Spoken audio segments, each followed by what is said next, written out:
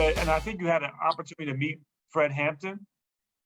Oh yeah. He was with the same group that when we picked up Geronimo, and it was really a powerful room of members from around the country. So we were there with Geronimo, but it had to have been at least 28 or better.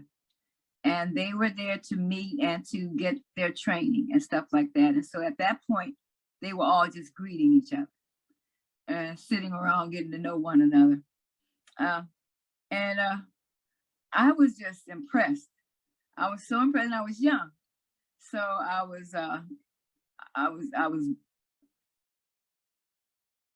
like, these were some very powerful men, and they were young.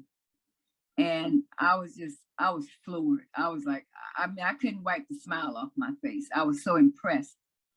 And so Fred made a remark, and I didn't know what it really meant, but I mean, it just didn't matter. He spoke to me. He said, you ought to be in Hollywood. But at that time, you know, I had a distaste for Hollywood and, you know, anything like that, La La Land and all of that. But when he said that, it just, I don't know, I think all of a sudden I got still.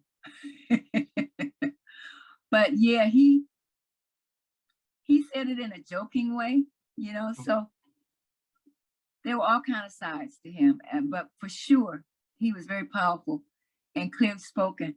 And when I heard them refer to him as Chairman Fred, I was like, yeah, that's Chairman Bobby's name. What? But I let it go because that was not my protocol to address that. But yeah, and then to hear him to speak, and then I think even before I joined the party, I was at UC Berkeley, and there was a jazz festival, and it was also speaking. Stokely was speaking, and there was Panthers, David, and a few others on the stage. And I was talking with someone, and they were saying, yeah, that was a standard speech. I was talking to Brother Bilal Sunni-Ali. When Kwame got ready to wrap up his speech, he says either they're going to move on over or we're going to move on over them. And I was like, wow. And then Bilal said, yeah, that was standard. That was the standard. That's how you end the speech. It was standard. I was like, really? I heard it. I probably heard it more than once, but I heard him say it. But yeah, that was, I think soon after that, we joined the party. Yeah. And that was way back.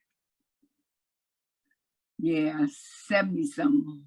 No, 60-something on UC Berkeley campus. Yeah, in the Greek Theater. It was a beautiful speech, and it was packed. It was packed. So yeah, growing up in Berkeley couldn't help it. Yeah, everyone was there. Pretty much. I mean, and I mean everyone. Sometimes you just had to be careful about who you were around. Mm-hmm. But yeah, it was powerful, educational.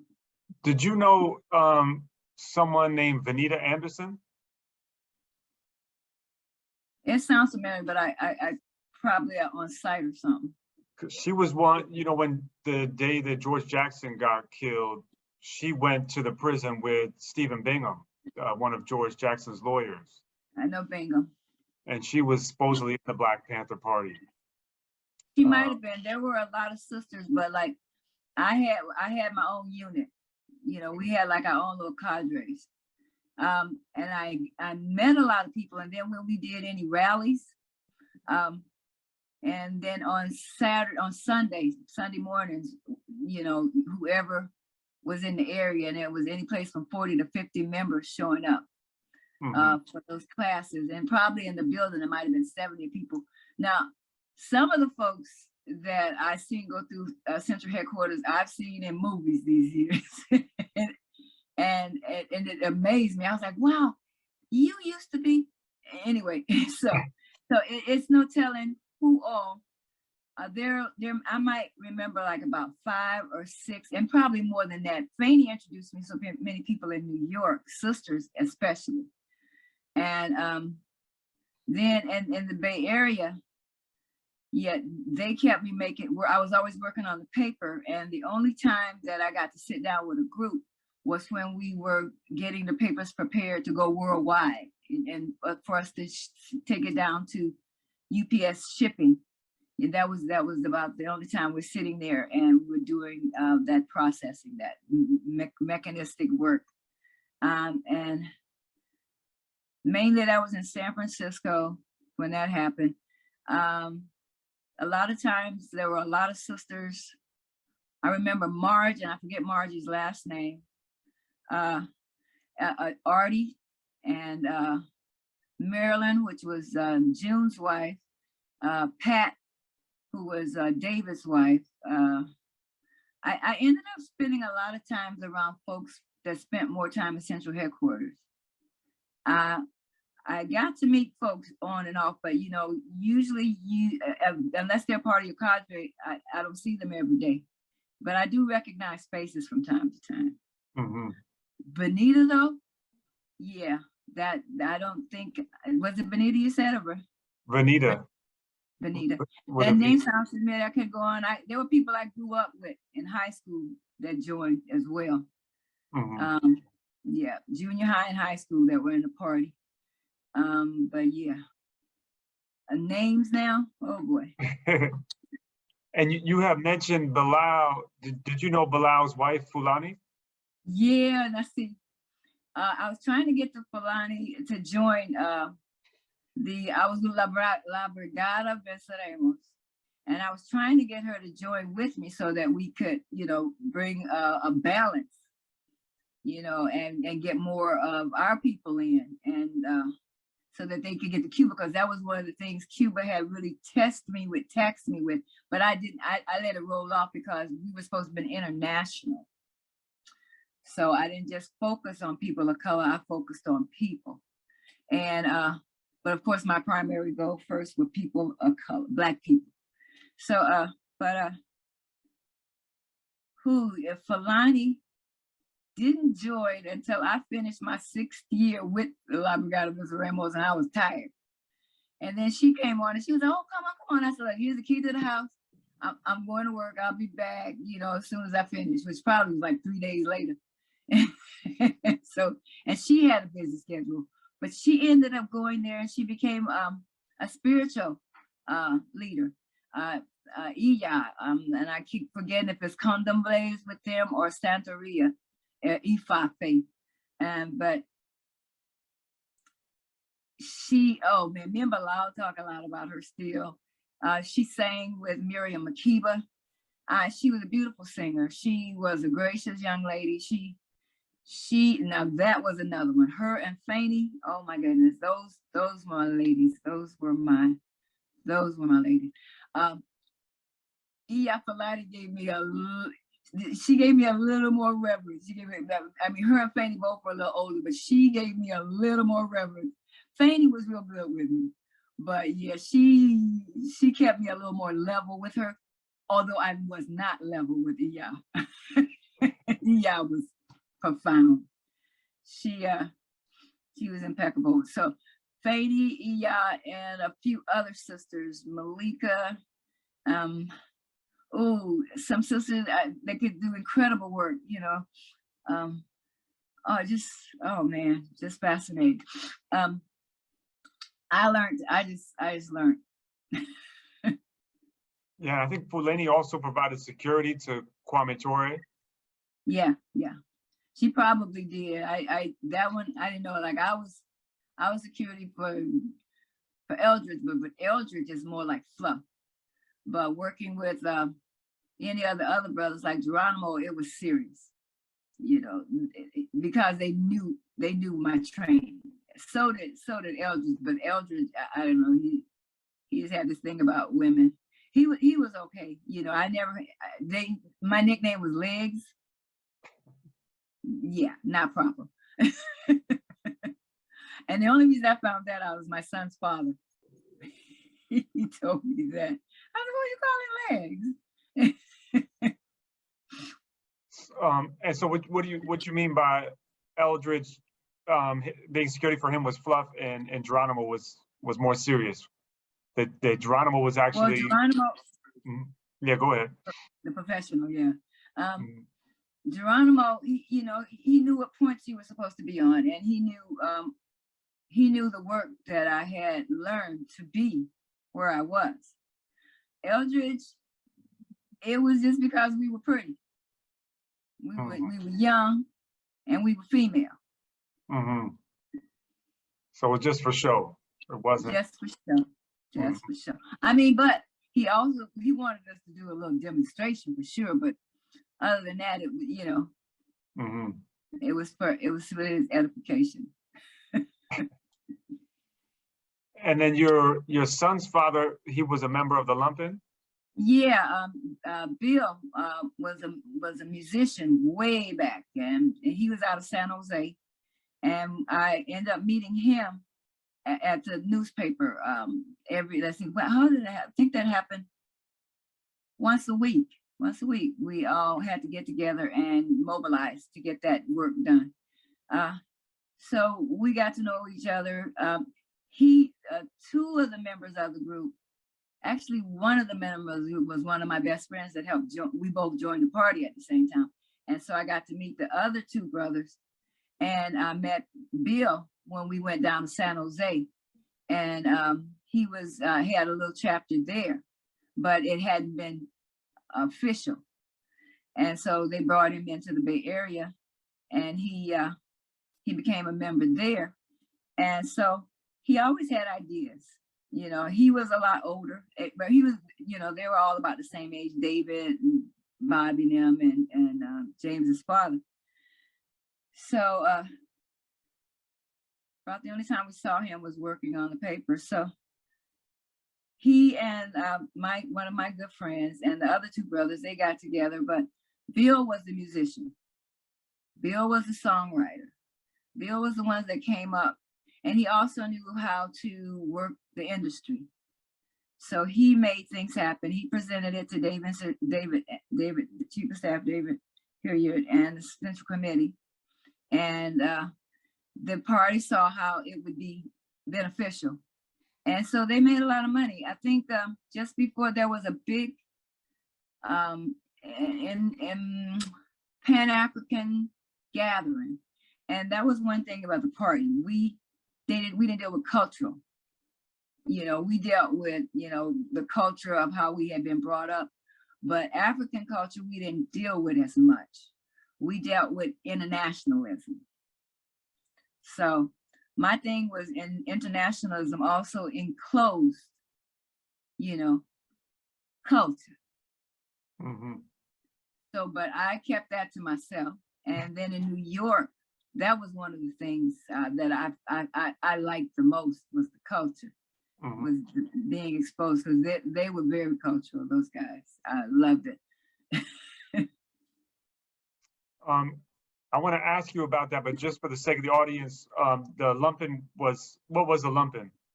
The Lumpin was a name from the Communist book party. The Lumpin is a working class. No, matter of fact, the Lumpin is the member that don't work, a non-worker. A Lumpin proletariat is the working class. So the Lumpin are the ones that are out of work. So Bill wrote the music, a lot of music. The guys got together. They took old Man River and turned it into Old Pig Nixon. Bobby Must Be Set Free, from Watts to Brownsville. I mean, they had a bunch of hits. I think there are only two that I've seen, I laid my eyes on, that are still around. It seemed like all of a sudden they just disappeared. But it was 4 members in the group, and there was also a band that Bill assembled. And a lot of them was some friends of mine from Berkeley. But yeah, they came up with revolutionary music. And so they did a Pan-African unit thing where they were trying to with the Republic of New Afrika and a bunch of other organizations. They were trying to get people to get ready for a plebiscite, you know, and for us to move forward as a people, and to understand that as a nation, we stand better support in the world, you know, if we're not always continued as just being attached to the states, you know. We were imported. That's how we got here, you know, and it's up to us to understand, and that's something the Republic of Afrika has always stressed, that we establish our nation, that we know who we are and what we need as a people, and the things that have not been settled, you know, that you settle when you have created war, when you have done war against a people and a country. There's so much, and I don't have a problem trying to take it piece by piece, but it seems like it's just piling up more and more and more with what needs to be done and what needs to be addressed, and all it does is give them room to hide and throw darts, for lack of a better term. And you have mentioned that the West Coast chapter of the Black Panthers was not as much into the, you know, the cultural issues. Did that predate the drama with Organization Us and Ron Karenga and them, or did that come after? I kind of remember about the same time, because there were some members that did. Minister of Education, that brother, he was a little more cultural. There were a few other folks, and some of the people out of LA were a little more cultural, but our thing was internationalism. But that was the thing I liked about New York. New York was culture. So was the Bay Area, but New York was culture. I learned so much. I got to go to all those bookstores in Harlem and stand in the places where Malcolm stood on his soapbox, and all the other different people that came along and spoke out there on those soapboxes, and it surprised me that it was a state building.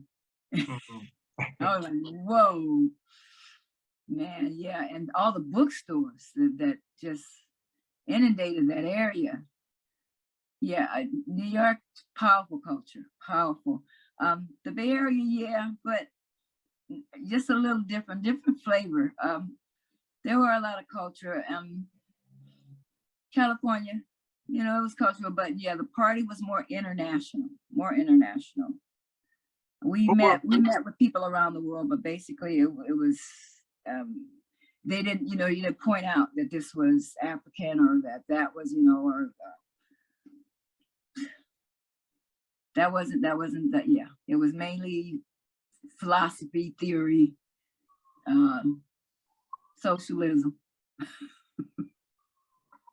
What were some of the other notable differences between the West Coast Panthers and the East Coast Panthers? And I love them also. There really wasn't that much. I grew up with the folks in the Bay Area, and I read about the ones in New York, or either someone gave me the verbal history, the oral tradition. But yeah, New York was just a bit much for me, you know, with the buildings. I'm used to being in sky. I could see the sky. But yeah, New York, yeah, they made sure I was safe in New York. But I never felt, I walked. I used to walk from 82nd in Amsterdam all the way to 125th, just because. And then that was part of my workout. I used to work out a lot, but that was part of it. One year I came to New York, I was sick, and they had just really set up the Dr. Mutulu. They had with the Young Lords. They set up at Lincoln Hospital. They had just set up Lincoln Hospital profoundly. It was really crazy. So Fanny made sure I got in there on a daily basis, and Mutulu as well. And I always saw these doctors coming in for treatment. Mm-hmm. And I knew about acupuncture because we had clinics in the Bay Area, and then Dr. Mutulu would come through when he was on his way to get his training in Canada. And but once they set up, oh my goodness, I had some very bad internal issues going on. I mean, I would look at stuff and it was yellow. Mm. After I had that acupuncture, it cleared up everything. And like 4 days in a row, I had acupuncture, and I'm like, wow, you know. And they just did that for me, and the room was packed. And I really didn't know all those guys were detoxing. I mean, I didn't know that there were many people that. I just thought they were, it's a hospital. Mm-hmm. And then when I found out they were all detoxing, it blew my mind. And so now you're hiding something that can get people well, and you just want more people sick off of your drugs, and then you want to blame them for having the drugs. Nobody owns no ships, no planes, no fields. Mm-hmm. But anyway, they got the sickness. So many were healed, and that was cool for like about 10 years, and then it blew up again. I'm not sure. I think it's all closed down now. Mm-hmm. But man, that was revolution. That was revolutionary. What is Dr. Mutulu Shakur like? Oh my goodness, Dr. Mutulu is like, if you see the word humanitarian, mm-hmm. It's a picture of him. He went to the celebration in South Africa. Yeah, I'm not sure. Yeah. He went there. Oh my goodness, came back with beautiful pieces of gold. And I didn't think that the people of that country had access to their own gold anymore. But he came back with beautiful little nuggets. And I was trying, can I get just 2 of those nuggets? And he just looked at me. And I didn't understand. My thing, it's the people's nuggets. But yeah, he was kind. He was funny. He loved his sisters. And so he was very accommodating. He made things happen, and he always showed up in our lives to make sure. When I was there in New York, I would take the kids out, and that's what, like my son and Pac and them, they play handball, and me and Seth would sit on the stairs and just watch the neighbors and stuff like that. Fanny, I don't know, she got a little upset. She told Mutulu that we were causing an issue. I was friends with the Puerto Ricans and the Santo Domingans, and the Santo Domingans and the Puerto Ricans was at war. My thing is like, I'm not. I'm not at war with them. I say hi to him. I say hi to them. Mm-hmm. I don't try to mix them. I don't invite them to nothing. I ask, can I come to their event? But other than that, and so Mutulu took me to the side to make sure that I was feeling safe and secure in the neighborhood. And I was like, yeah, because if I didn't, you'd be the first person I'd call.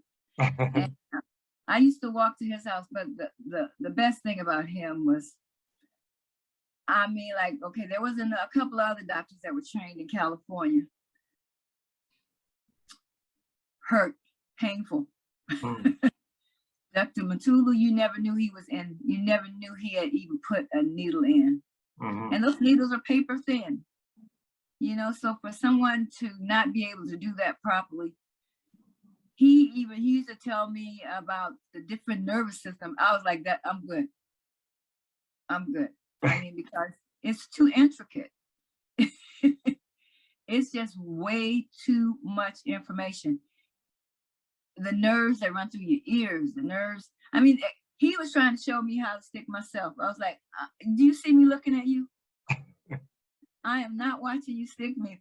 Why are you trying to tell me if I put my... I swear I wish I had been brave enough to do that, because now I could get rid of pain, you know, just with 2 or 3 needles, you know. And he always was trying to demonstrate. He was always trying to teach, and he never went any further than you could handle, like the information, what he needed you to do in a situation. He was always the person that would initiate something, and if he thought you could keep up, he'd allow you to, and then he would let you either take that over, and then he'd move on to something else and set someone else up. That he oh man, just astounding. And the fact that they took our doctor, he had opened up a clinic. He had left the Lincoln Detox and was opening up in Harlem, and I guess one of those brownstones. I don't know if it's 3 or 4 floors.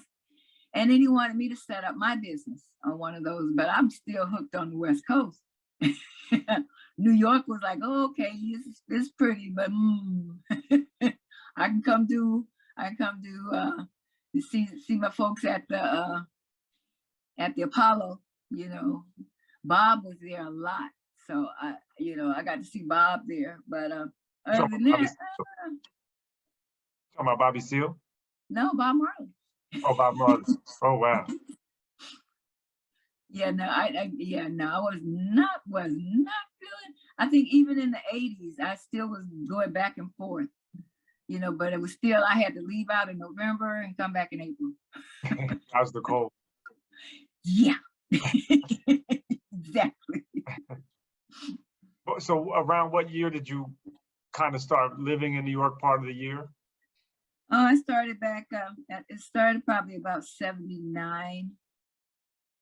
Yeah, before then I would come through and maybe work 3 months and then, you know, do as much work as I could do, and probably go down to ATL, let's see, North Carolina, Alabama, and then work my way back west. And so I'd be in that each region. I'd be at least 3 months.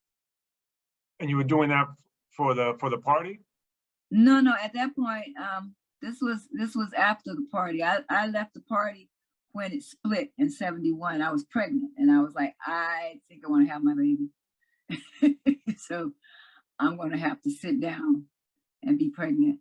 And so it was James's father, Bill Calhoun. And another cultural man, very cultural brother. But yeah, the music they came up with, we turned it, that revolutionary music, along with Gil Scott and Bilal sax, and the Last Poets. They were like that, but they had what you call it, soul music. Mm-hmm. Yeah, it wasn't just rap. He did, you know, revolution is the only solution.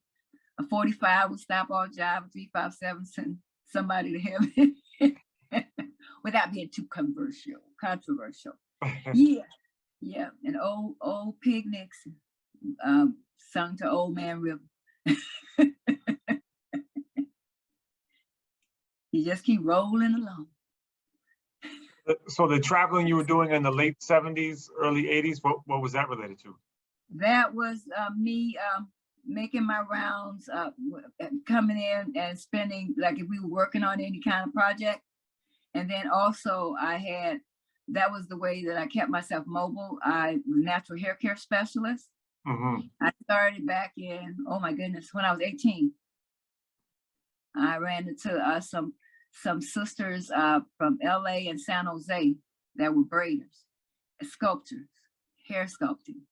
And so I got into that along with all the political stuff. But the thing is like, it's helping people to have a better understanding of who they are and naturally how they can look. They don't have to apply somebody else's beauty status in order to feel valuable. So that was like something that was so deep inside me, because that was when I was growing up. That's what they used to do. They used to groom us, to impeccable. I mean, everything was shining and polished. And So I just transferred that on, and I learned to do it I learned to do a style that, I don't know, it seemed like it came osmosis. And it wasn't just myself, it was like, you know, every now and then, but anyone that wanted to learn from me, I would demonstrate, or they could watch me work. But I was very detailed, and it could take up to 32 hours sometimes. Mm. So it wasn't for everybody. And when you were in New York, you were staying on 82nd in Amsterdam? Yeah, that was one of the places. I also got to hang out with some friends in Chinatown, right down from the courthouse. Oh, and the Grand Concourse is what I couldn't remember the other day. So I stayed off the Grand Concourse. The Bronx. And I thought it was what I was calling Spanish Harlem. Yeah. The Bronx, huh? Okay. So, Yeah. so yeah, I stayed over New York a bit, and then I stayed in Brooklyn. I loved Brooklyn.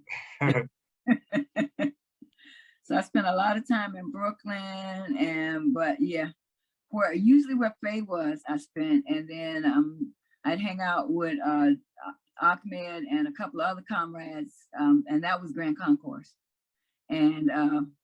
And then Dr. Mutulu, now I don't quite know where he was. It was like 91st before you get to 125th, but it was one of those other streets, beautiful homes and stuff like that, you know. But I just would get on the street that I know that he was supposed to be on, and I just walked till I got there. And it was like 91st, but it seemed like it was at least 40 or 50 blocks away from where I was staying on 82nd in Amsterdam, because I guess you had to go, I don't know whether it was east or west. It was probably west. Mm-hmm. I can't remember. Anyway, but it was further up, and he had a place up there, and then they got the place in Harlem, and that was gorgeous. And as much as I wanted to stay there, my heart was still in California. And you had your son and Tupac were similar ages? Yeah, Tupac was born in June, and my son was born, James was born in November of 71. And you had I believe opportunity to kind of do some childcare for Tupac. Is that right? Well, basically, they were, you know, it wasn't so much childcare. That was my crew. That was my crew. Seshua, Pac, and my son. And so anything I wanted to see in New York, they went with me. And if Afeni was available, mainly we would do movies. But I wanted to go to the museums. I wanted to go to the parks. I wanted to go, and I wanted to take them, you know, and find out what they knew and what they didn't know. And one of the things one of the things Afeni did, no matter where she lived, is she learned everything that grew around her, which was phenomenal. And what was Tupac like? Oh my goodness, he was a leader. And I didn't really pay much attention to it, but one time we were walking down Broadway, and we were headed, I guess, either to the museum or to something to get something to eat or something. And I stopped at a window, look at some shoes. And so the owner of the store came out and started to chat me up. And so Tupac goes over and he says, "Mama, we're hungry." I froze.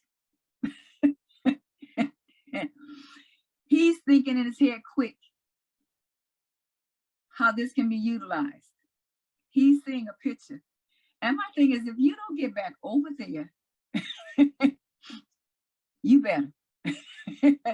And then I had other friends observe when we were all living in San Francisco. He was saying, you know, those young people, and Pac was about 10. He said, those young kids will follow him anywhere. This is before he really got into music. Now, I used, at that time, I think hip hop was just blowing up in New York. and Hotel Motel was one of my favorites. So the kids, and no matter what was going on, then there was like theater in the street in New York, you know, so those kind of things. I kind of grew up in Berkeley doing that kind of stuff. So, but to have folks notable, Samuel L. Jackson and a bunch of actors now that are prominent, and they're doing Shakespeare in the street. So I had the kids with me for that, you know, and Pac was the type that could lead easily. And my son, we were talking recently, and he was saying, you know, he said Pac was amazed. He was awed that he could have that much pull or sway, you know, and that he was real conscious about that. But Pac had been trained. He was a Panther. He had been a Panther his entire life. He was part of Panther 21. Truly. But yeah, he was amazing, but he was refreshing. He was a thinker, but he was a little troublemaker too. But they called me a troublemaker too, so and Faith. But yeah. I don't know. I just when it was set. It was Tupac and my son James. That was my group, you know. And Fanny would try to pull me away when she could, but I wanted to make sure the kids were safe. I didn't want anybody abusing them. I didn't want no children pushing them around because they were older. I didn't like that at all. So I wanted to make sure the kids were safe. And then Fanny wanted to make sure the kids were safe with me. I have some general questions. Why is it so critical and important to fight to free all political prisoners in the U.S.? Oh man,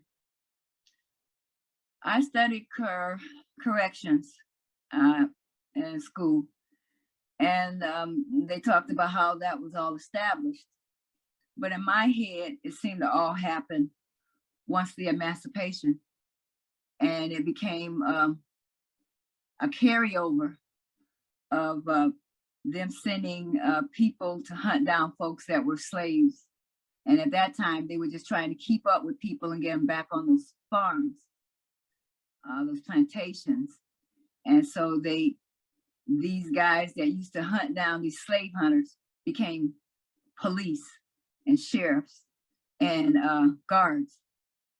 And it was a continuation of keeping Black people locked down, and primarily Black men. So it's historically bound from our import from Africa. Whatever they had to do, even to start that, had to have been a lot of madness.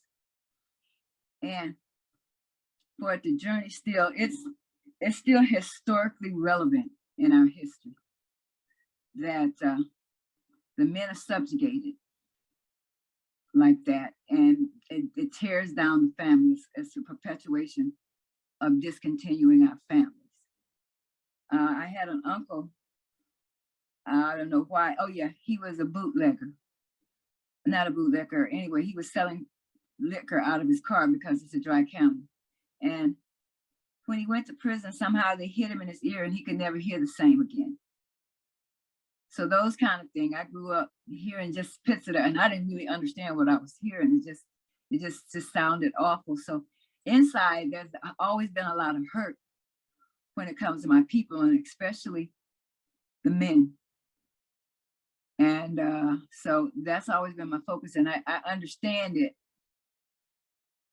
as just the beginning of our disenfranchisement, and it's continued and continued, and it just grows more and more. I know at one point they used to tell us they're going to give you this in 10 years, and in 10 years they're going to figure out how to take it back. Well, that has excelled, matched that 100 times, and that's what's going on. And so these brothers became Oh, when they first sent me to see Ruchell Magee, I was like, are you kidding me? Didn't he commit crimes against the people? Why you got me visiting people that committed crimes against the people in the community?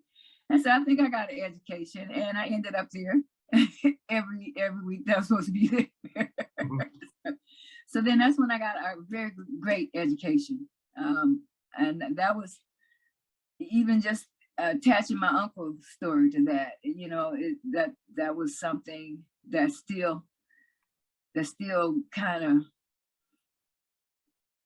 of moves me and pushes me. I told Tupac, I said, look, your job is on this side of the plexiglass. We need to help them get here.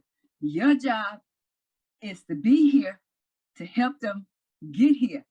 Your job is not to be there. That's not your job. And so they kind of went along with as long as they could. I think my son did something very brief. Pac, much longer than I knew. He was too intellectual, way too intellectual to get caught up in some of the things that he got caught up in. But he was also a good heart. He was a very good heart. But yeah, political prisoners, there was political prisoners of war. And so it took me a while to wrap my head around it, but I got those understandings from Comrade George. And I really got clear on that. And he wasn't the first, but he was for me. And what is it that you learned? What is the difference?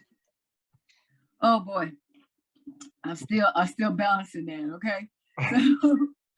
So my assumption is the political prisoner is one of consciousness, mental, and that can happen before or after. And even the prisoner of war, mainly it's an action you do, and it can be an action because expropriating funds, you know, it could be political or it could be, you know, mercenary. So very little difference. Mm-hmm. I mean, like if you got another, I knew one time clearly, but now it's kind of clouded because sometimes people end up in a place doing something that they're not even aware of is political, and it's very political. Mm. Then even committing political acts of war can be something like the way the gangs operate. You know, they act like they're in war. And some of them have political notions of creating some monetary value or I guess that was like a lot of gang things, there's territory. So you have an understanding about what's your territory, you have some insight. It may not always be political. That would be the variance, that would be the difference. Mm-hmm. And Bunchy Carter, I guess, was at one point in time supposedly a gang leader. Yeah, so was David. A lot of them. I think Huey and Bobby were the ones that I knew that were, you know, into college and, you know, intellectual. Huey and Bobby were a part of Sigma fraternity, a Black fraternity on campus at Merritt, and the colors were blue and black. No, yeah, I think we were blue. Sigma's blue and white, but the party turned about powder blue and black. So, and that was so close. But yeah, those were the frat brothers, but they weren't really frat brothers. Did you get to meet George Jackson? No, I didn't. I just got to read and all his films and attend rallies, his speeches. No, I got to meet his younger brother. That was it. And he was so intense and so in love with his brother that you couldn't help but feel the presence of George. And then the San Quentin Six, they carried, you could, and even, I don't think Khatari ever met George either, but through Ugo and through David and through Frida and Luis and Sunni-Ali, through all of them, even Larry Spain, I always forget about Larry. He was a Panther. I don't remember him except for as related to the San Quentin Six. But anyone that had ever done anything or for or with or in support of, you could kind of feel the presence of George. And what got me is he wasn't always political. He started out, he wasn't a political prisoner. He wasn't a political prisoner of war. Khatari wasn't. They became devout. And you couldn't separate though. You could not separate that education. It probably started years ago. And then when they finally got to understanding, it just took over. But that's always been that. I think there's a grain of that in any person that believes in freedom. Absolutely. And you had talked about the importance of Pan-Africanism and internationalism. Why is that so important to the movement, to even today? It's important because, again, that's our beginning. We were imported. We started on a continent that was very much our land, our history, our everything, our essence. And not only did the ones that were still there become divorced from that as well, but they lost us as appendages. And then the only way that they could adapt to that, and the only way we could adapt to no longer being a part of them, was to disown. So that Pan-Africanism talks and speaks to the spread. That internationalism speaks to the concept of everything, how it fits and where it belongs. We're an international people. We've always been an international people.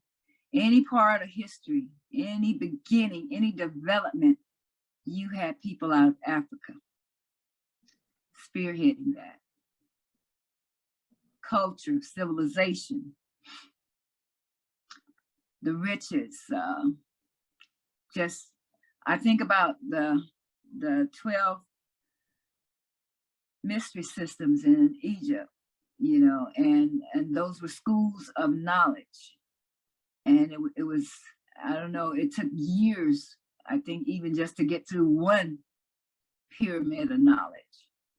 And they were like colleges. And it was 12 major. Heaven knew how you got there. That's something I still have to study over and over again, because it's so much information. It's so much information. That was one thing also Afeni, and I have to attribute even Chief. And there was like this other brother, Landon Williams, who was also heavily involved with the development of the Black Studies in California, and specifically at the University of San Francisco. They made sure we knew who we were, whose we were, why we were, and what we were studying and what it all meant. And so those things got embedded within me, and it's kind of hard to separate it. It's like it's a part of my DNA. And so when I think of Pan-Africanism and when I think of internationalism, that's my DNA. I mean, pretty much, except for people that get landlocked. We're people of this world. And so therefore we understand that, the international aspects. We understand our Pan-Africanism, because I never understood where people in England, Black folks in England, thought that they were so different and they were being treated different. I'm like, I don't think so. Mhm. Look like you've been treated the same way. And the same thing with those there in Colombia, or even in Cuba, and in Jamaica, and Grenada. Oh, one of my favorite places until they killed the brother Maurice Bishop. I was going to move. That's where I was ready to move. I wasn't ready to move to Cuba. I wasn't ready to move to New York. I was ready to move to Grenada because they spoke English and they spoke revolution. And then the Cubans were there building the air, that, and then yeah, the airport or air track, whatever. And the U.S. came and invaded. Mm-hmm. I was sitting in the classroom, and I always go back and forth to college because you never I never stop learning, never. So 1983. 1983. Yep. October. I'm sitting in class, and they were the news comes on, and so it just stirs me. It just finally made up my mind where I wanted to go and be. Mm. And now I definitely don't want to go there, except for the remember. Yeah, we spent a month in Grenada from May to June of this past year. How was it? Oh, it was wonderful. I mean, because we can work remotely, with our jobs. So we were like, let's take advantage of this once in a life opportunity. And then in my free time, I was trying to study, the assassination of Maurice Bishop, because I didn't believe that it was an inside job. But the verdict is still out. I'm still. It was definitely it was an inside job. But what happens is, your video's off. Oh, I know. I'm getting the charger. The cord. Get the power going. No problem. But yeah, he used to spend a lot of time in DC trying to get them to better understand what they were doing in Grenada. Mm-hmm.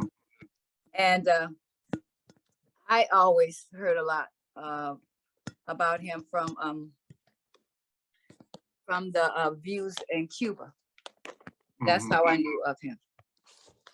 And some of the folks that were involved with the same movement I was involved in with Cuba and traveling to the youth festival and all of that, they gave me a lot of information on the brother.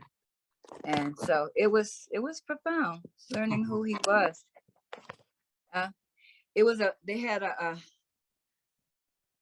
when he took power, it was nonviolent. And they just seized power, but pretty much everybody knew everybody. And then so he kept trying to make sure that Grenada got the attention it needed from the United States, knowing not, I guess presuming that they thought him educated enough. But the disrespect, that's part of that that whole realm that began with our import. That disrespect is so rooted and so grounded. It's taught. I heard a lady speak on racism being created in the 1600s, and I'm thinking, oh no, much further back than that. But when I heard her supposition and how she defines it, it makes sense. It makes a lot of sense. They had to create something where they could stay in power and justify raping a country, a people, wealth, land, minerals, education. I mean, there is nothing that the folks that are ruling now created nothing except for chaos. Mm-hmm. And white supremacy. Woo.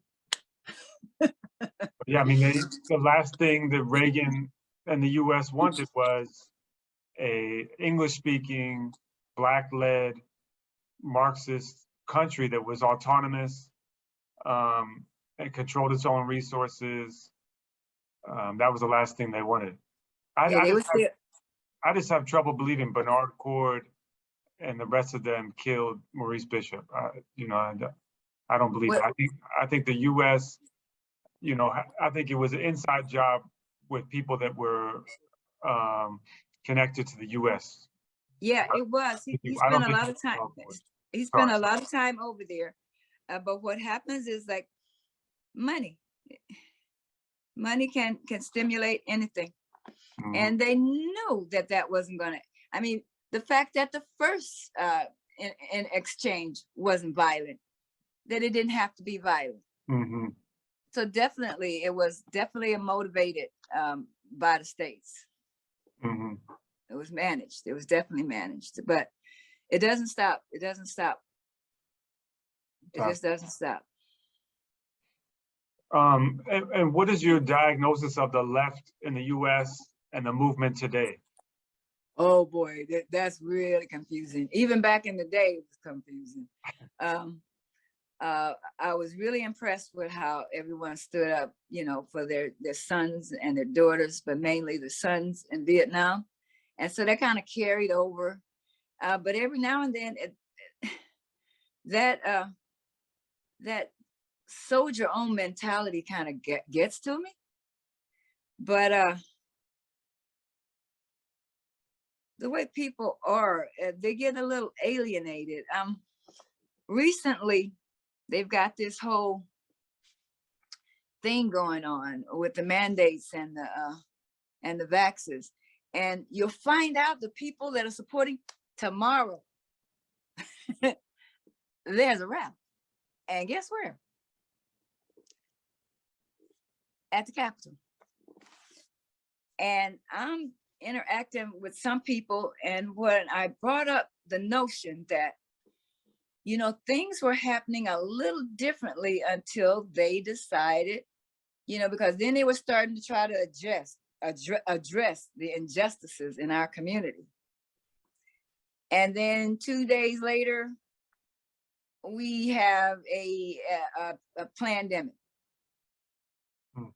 And so some of these people that are rallying against this pandemic, I'm like, yeah, I understand that. That's right. I don't want to volunteer.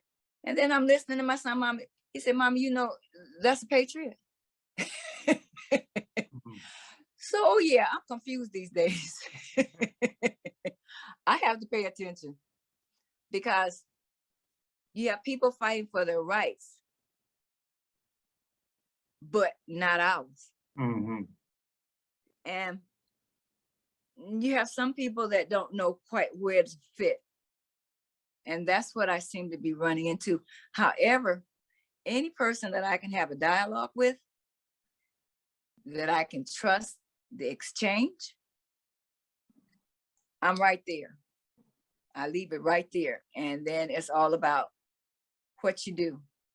Right now, I'm at an age where I don't do what I used to do. And so I can understand other folks, but that defining line now is so murky. And so this rally tomorrow at the Capitol, I think it's the Patriots again. Mm-hmm. I would love to be wrong. Mm-hmm. Yeah, I mean, it seems like the far right is on the march. They're organized, they're armed. And then our side is disorganized, lacks consciousness.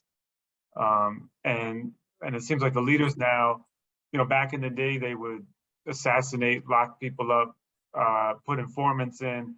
Now they just pay for the movement. Now they just fund the movement. They co-opt the movement.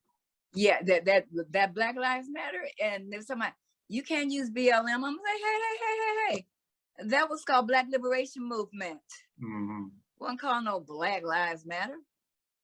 It was called Black Liberation Movement. But it was more than Black folks that you support that. And it was like a national, there was always international support. And then that started changing based on monetary. But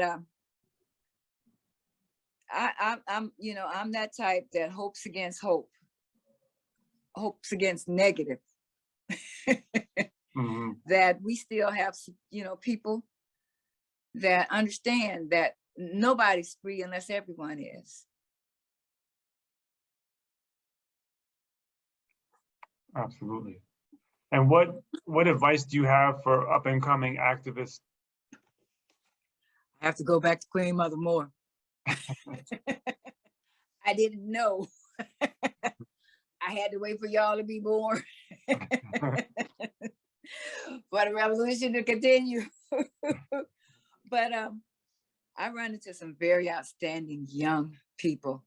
And I think they were probably as gung-ho as I was. I forget the term you use. It's when a person is just, I don't want to call it just arrogant, but just so focused, you know, that it's just the facts, you know. I guess at the age I am now, I've learned to mellow a bit, and that you have to kind of like pull in some of everything. But the ones I've been meeting lately, oh my goodness. I was like, okay, just sit here and give me a class. And it was like, oh no, you share with us. I'm very proud, and hopefully they continue to multiply. I mean, I've had folks, like I would never use the term abolitionist because I understand what that means. They use abolitionists, and I think they really understand what it means. They use it like a sword, like a double-headed sword. And I'm very proud of the way that they are challenging. And I pray they grow stronger and learn, think and grow rich with culture. Mm-hmm. Not just money. Absolutely. And those are all the questions I have for you, but I feel like there's a million other things that you have to, you know, educate and teach us about. Is there anything else that you want to talk about? Anything that we didn't cover?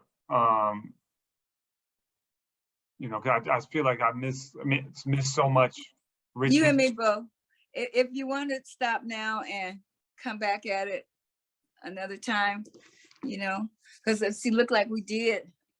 Oh yeah, we did too. We did at least an hour and a half or better.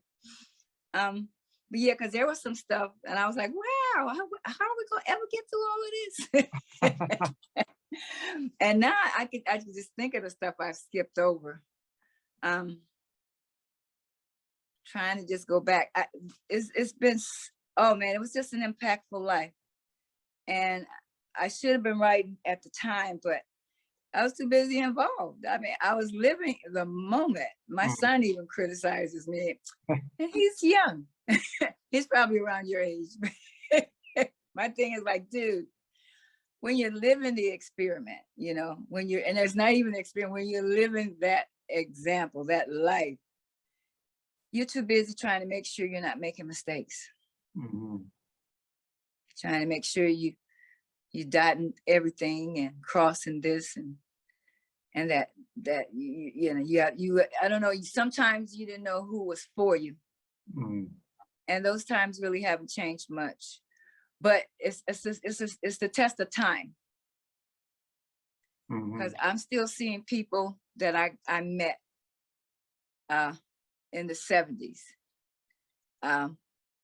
even in the 80s. I'm running across folks, and they're caught up. They're caught up in this existence. Mm-hmm. Yeah, I mean, the stakes were very high. You know, you could get assassinated, you could get locked up, anything could happen. And today you can get disqualified or come up missing, especially in the area that I live in. You can come up missing easy. Mm. And like all the children, that's another thing that's going on. That's profound. And a lot of the brothers that are part of the campaign, that's their focus, is understanding. But we've all been there. I mean, there's always an alert alarm when somebody's child is missing. If they're not in the area, you know, it's a little more difficult to get around all of that. And I don't drive. So the best I can do is let my finger do the walking. It's on the phone, but other than that, yeah, we've always looked out for the children. Mm-hmm. Oh, that was another thing I learned in the party. Way back, central headquarters moved to West Oakland. We started setting up not only just a breakfast for children program, but the dynamics of what that is. We had to collect food. We had to request food from the stores, from the fast food places that made money off that community. We had stores that people had tabs that they could never clear. And so we were like, look, and I didn't even understand this, that food at a certain time, I think it's 3 to 5 days in a store before it expires, you have to get rid of it or something like that. So I learned that in the party. Mm. And we would go and we collect the food. And if they didn't want to give it, we do it at a time when there were a lot of people in there who had accounts, and we tell them what was possible. And so in the middle of all that happened, to keep things from becoming, from them losing and people losing their customers, they started giving us food for the breakfast program. Even, what's that, Jack in the Box. Jack in the Box. Yeah, we would get their burgers because at a certain time, 5 to I think 3 days, and I think it's like a week. And that's how that was so profound for me to understand. But I remember when I was a kid, I couldn't leave the house unless I had breakfast. I couldn't go to school unless I had breakfast. Mm-hmm. And there's so many kids that were going to school with no breakfast, and they're not there. You're not there. You're hungry or you're sleepy. And so all of that it just infused the work. It wasn't bad just selling papers. As a matter of fact, I love selling the papers. We learned what was in the papers. We sold the papers and we got a percentage.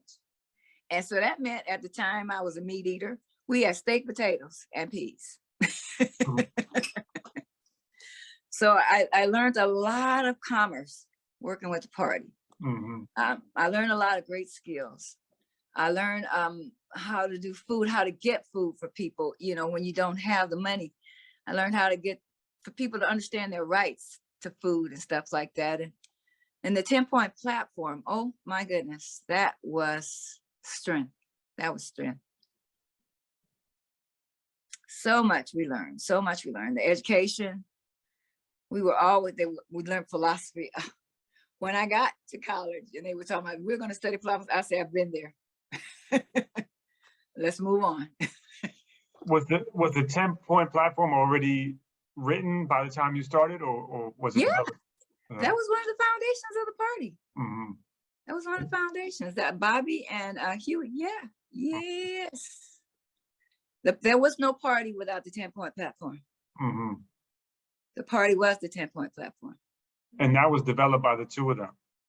Them, and probably Central Committee as well. Mm-hmm. Because but definitely, for sure, Huey came up with all the legalese, and Bobby was pretty legalistic himself. I remember when he was bound and gagged in court.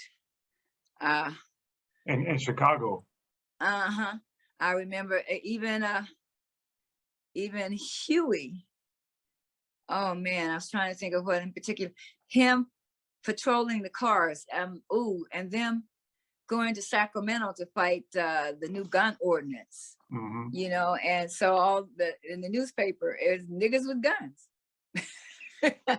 I mean, it was not ready for that. California. Mm-hmm. They was not trying to hear that. And those guys showed up with their guns. And the NRA was nowhere to be found. There's some kids that are outside and they thought that the party were Gun Rifle Association. Mhm. But you would have thought that the NRA would have supported the Panthers. You would have, except for one thing. I think they came up with a law. They came up with the law to support the legislators and the lobbyists. Yeah. But it's still, you still were able to carry your gun. And I think at some point it had to be unloaded. I don't know if that happened 5 or 10 years later. And the kind of discord between Huey and Eldridge, my sense was that was always kind of fabricated by the COINTELPRO, that they would interfere with the communications, the letters. What was your sense of how much of that was real and how much of it was influenced by FBI, etc.? Yeah, both of those brothers had enormous egos. And rightly so, but they fell victim to the setup. Yeah. And they both got set up on a phone call, on a broadcast. And I think just before that happened, I left the party because I found out I was pregnant. And then after that, my son's father left when he could. And everyone was slipping off because it became unsafe to be around that, because you didn't know. So many people died. Sam Napier, who ran the party for years, he got caught up in that. Another brother, I remember his first name was Fred, and he was from either the Midwest or something like that. And he was found horribly murdered. Just so many people were dying. I think back, oh man, it just went past my head too. With Fred, the one thing about Fred is he was bigger than East or West Coast. He was a revolutionary. Chicago just seemed like a whole country. I mean, what they call it, Chirac. That, and that was long before they came up with the term. I think it probably was floating around back then, but yeah, he, like when they called him chairman, I was like, well, Bobby. And then you listen to his speech, you listen to him talk, and he had a way of befriending your spirit, your energy, your intellect. He would just speak directly to the sense that you could possibly have anywhere in your body, hopefully reasonably. He was something. I mean, you could speak to all those different gangs, different cultures, different people, and let them see that everyone is suffering the same and being used against each other. That's why he didn't last long. That was very painful as well. That was very painful. And I had only met him, I'd only spent maybe 3-4 hours in his presence in my life. And the same with Bunchy. I had only spent maybe 30-40 minutes, hour at the most, in his presence before he passed. And the rest of the guys, Eldridge, I had respect for. But there was some stuff that, yeah, I wasn't comfortable around him. I wasn't that comfortable around Bobby, but he was the storyteller. It was easy to be around David, chief of staff, unless he was angry. But the folks that ran the papers, the folks that did that work, like I said, I got to do a lot of stuff, a whole lot of things, without a title. It was just, go do that, sister. Yeah, and go with so and so, go with such and such. It was either me and another sister, or me and another brother who was either a Vietnam vet or something like that, and a crew of us. Some of the first people that I used to work with when I first started the party left for Cuba. I think less than a year, less than 6 months of meeting them, they were gone. I was like, wow, where's so-and-so?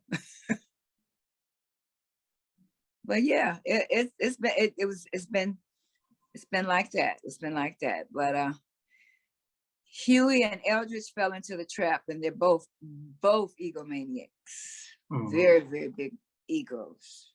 And they fell right into that. They got into an argument on the phone being broadcasted internationally.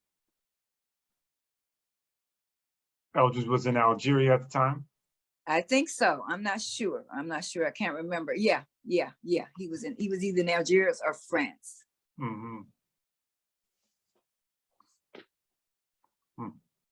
Yeah.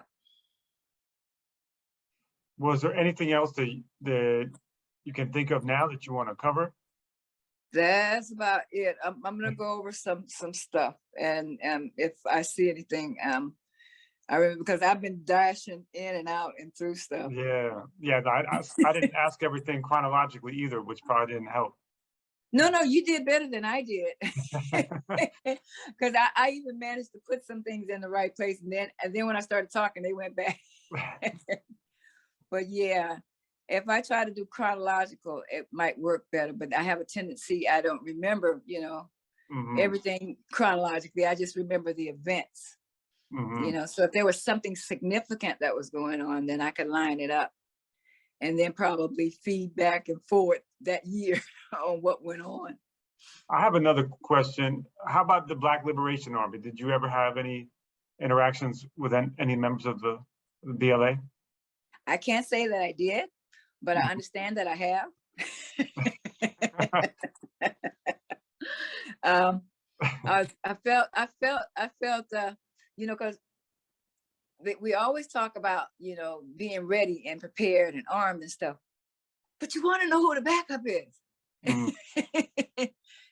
Okay, so the first guards go, okay, and then the second guards, okay, who else is back there? And so I've watched enough wars and stuff I see, how people can replace folks. And so when I found out about who was who in some circumstances, I was like, nice, because you got a front, and you got support, but you need some more infantry. You need some air coverage. You need a bunch of stuff. And what so happens is that so many of these guys were trained, and you didn't really all know who, but you wanted to make sure who was coming next. Yeah, I got to meet a few people. I'm not sure who they were, who all they were, but yeah, I got to meet people that made me feel supported. That the army was present. That's amazing. Yeah. That's really amazing. Yeah. Well, I guess we'll pause here. We'll stop here unless there's more you want to talk about. I'm going to look up so I can be more concise and not dance so much over everything. Oh, no, you didn't dance. It was perfect. Perfect. It gets exciting, remember some of the things and the people. And those moments. And I regret even some of the people that I'm missing with all this, because, David's wife, Pat, she mothered us all. She was, she was so kind. She was so kind. We cooked one time for a fundraiser for Bobby and Kathleen. They were running for president and vice president. And me and Jackie, we didn't know how to cook. And they had us cooking, and we were at Kathleen's house in San Francisco. And so we was like, Kathleen, come help us cook. She says, I don't cook. And we said, we don't either. So we fried the chicken as best we could, and then stuck it in the oven so it could cook the rest of the way. But yeah, we were creating a fundraiser for Bobby, who was running for president, and Kathleen, who was running for vice president. That would have been great. That would have been really great. I think the Peace and Freedom Party. in conjunction with the Black Panther Party. Mhm. Yeah, that would have been amazing. That was fun. That was fun. Well, thank you so much, so much for your time. It was a true honor speaking with you. I, learned so much just in this short conversation. I appreciate your time, and I hope to, speak with you again. Oh, for sure. I appreciate your questions. They kind of guided me a lot, even though I managed to get away from them sometimes. But it's it reminds me of where I've been and where I still have to go. Mm-hmm. Absolutely.